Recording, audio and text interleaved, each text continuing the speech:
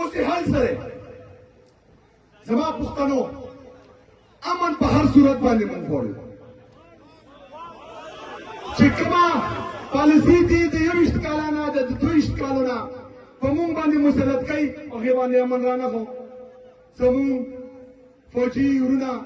هغه شهیدېږي زمونږ پولیس ورونه هغه شهیدېږي زمونږ نورو ادارو خلک هغه شهیدېږي د ټولو نه زیات د عوامو څه قصور دی معصومه خلک د دې په ډرون باندې هم شهیدېږي د هغې په خودکش باندې هم شهیدېږي د دې په ډز باندې هم شهیدېږي د هغې په ډز باندې هم شهیدېږي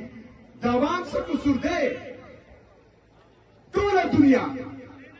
ټوله دنیا کې چې څومره ملکونه دي هغه خپل ملک او خپل قوم دپاره فیصلې کوي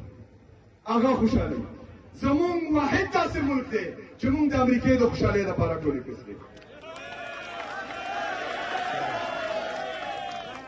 او په هغې باندې احسان هم چې کوم دی نه دی معلوم د هغې مثال د کوزې هغه خر دی چې خوراک په پین کې ولې ته به هم درکوي ښېګڼه نه مني بس وایي چې څومره هغه مشرانو به کیسه کوله تربور ډېر خوږي خو هسې مشرانو به خبره کوله زمونږ دا تربورولي په پښتنو کې ډېروي وایي چې تربور دې څومره دوسولی شي دوسی دی نو زمونږ تربور امریکا ده چې څومره هم دوسولی شي دوسی دی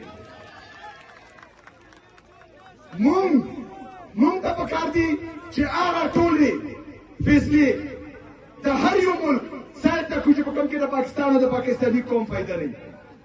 مونږ هغه هر یو قدم واخلو چې په کوم کې د ملک او د دې قوم فایده وي د دې غلطو فیصلو د وجې نن پټرول او ډیزل دې حد ته راورسېدل چې د غریب سړی د وس نه هر څه بهر